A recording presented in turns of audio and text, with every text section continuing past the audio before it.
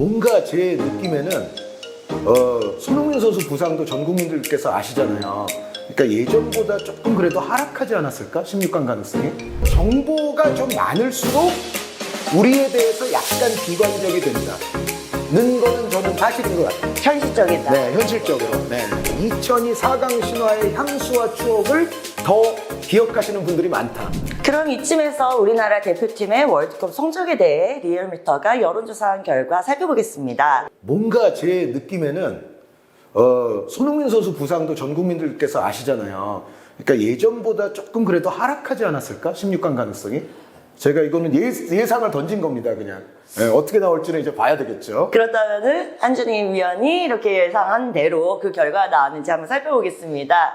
네, 규약께서는 이번 2022 카타르 월드컵에서 대한민국 축구 대표팀이 어느 정도의 성적을 거둘 것이라 생각하십니까? 라고 여쭤봤습니다. 자, 결과 볼까요?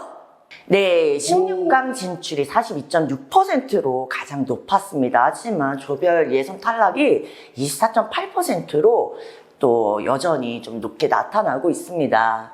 제 기억에는 예전에 70% 넘었던 조사 사례들도 있었어요.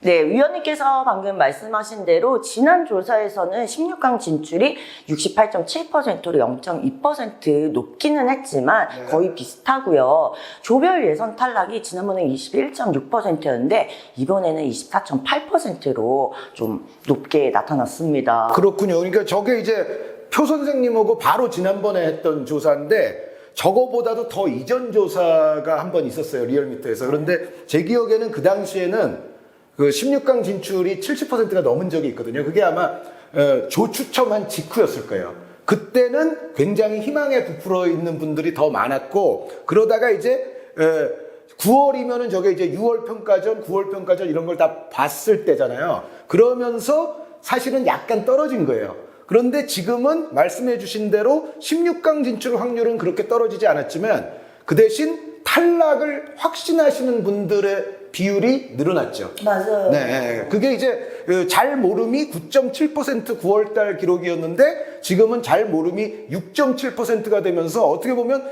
잘 모름에 계시던 분들이 지금 조별리그 탈락해서 16강 못 갈 것이다. 이쪽으로 많이 이동을 하신 결과가 딱 나오거든요, 지금. 네, 그러니까 16강 진출을 하신다고 생각하시는 분들은 거의 똑같은데 잘 모르시는 분들이 탈락 쪽으로 많이 기우신 것 같아요. 네, 그 결과인데 역시 이거는 제가 봤을 때는 지금 뭔가 벤투호의 중요한 선수들에게 하나하나 조금 문제가 최근에 발생했다는 점. 그러니까 뭐 우리의 에이스인 손흥민 선수의 부상도 있지만 또 황의조 선수가 한동안 지금 유럽에서 골이 안 터져 왔었고요. 맞습니다. 그리고 황희찬 선수의 경우에도 출전 시간을 그렇게 많이 얻지 못하고 있죠. 그래서 전체적으로 이 세 명의 선수들이 굉장히 잘 나갔던 시점에 비하면은 지금은 사실은 조금 우려를 낳게 하는 그런 부분들도 틀림없이 있고 아마 그런 뉴스들을 접하신 국민 여러분들께서 이번에는 탈락 쪽을 조금 더 이제 찍으신 분들이 좀 많아졌다. 그러나 그럼에도 어쨌든 68.5%나 되시는 분들이 16강 진출을 여전히 기대하신다는 얘기는 여전히 우리 또 국민들은 그래도 16강이지 라는 생각은 하고 계시는 것 같습니다. 네, 선수들의 선전에 또 기원하는 그 마음이 희망적으로 이렇게 메시지로 나온 것 같습니다. 네, 지역별 조사입니다. 16강 진출이 당연히 제일 많이 나왔고요. 지역별 조사 결과에서는 제가 뭐 특별한 특이점을 말씀드릴 거는 별로 없을 것 같습니다. 그러니까 뭐 대체로 60%에서 한 72% 사이에서 우리의 16강 진출들을 대부분 예상하고 계시지 않나라는 생각입니다. 네, 맞습니다. 온 국민이 우리나라 선전을 기원하기 때문에 더 이렇게 결과가 잘 나오고 있는 것 같습니다.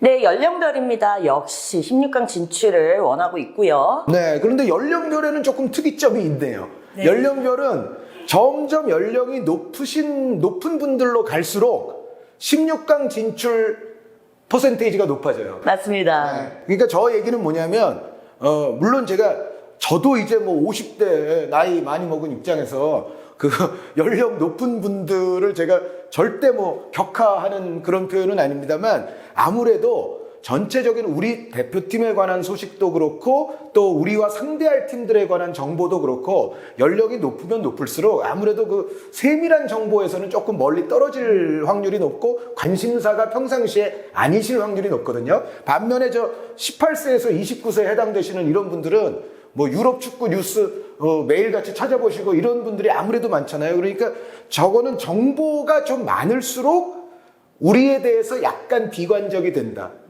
는 거는 저는 사실인 것 같아요. 현실적이다. 네, 현실적으로. 네. 제가 봤을 때는 연령별로 높아질수록 16강 진출을 많이 찍어주신 거는 2002 월드컵을 잊지 못하기 때문에 또 이런 결과가 또 나온 것 같아요. 표 선생님의 해안과 안목과 촌철살인에 제가 혀를 내두르겠습니다. 네, 그 정확합니다. 그러니까 18세, 29세 분들은 2002 한일 월드컵 4강 신화를 말로는 들었으나 물론 29세쯤 되신 분들은 경험을 했을 수 있죠, 사실은 어린 시절에. 그런데 18세나 뭐 이런 분들은 혹은 뭐 20대 초반 이런 분들은 사실상 그냥 전설로만 들었지 그렇게 크게 와닿진 않거든요. 물론 이제 저분들의 경우에도 남아공 월드컵의 원정 16강은 아마 보신 바가 있겠지만 그럼에도 전체적으로 표 선생님 말이 저는 정확하다고 생각을 합니다. 그러니까 아무래도 연령이 높을수록 2002 4강 신화의 향수와 추억을 더 기억하시는 분들이 많다. 그것은 결국 우리가 월드컵이지만 우리가 그 정도 성적도 낸 적이 있는데 16강 그 정도는 뭐 해야지 라고 아마 2002에 크게 열광하셨던 세대가 지금까지도 그렇게 생각하는 것이 아닌가. 네. 반면에 그 경험을 현실적으로 제대로 향유하지 못한 세대에서는 아주 냉정하게 보는 거죠. 2002?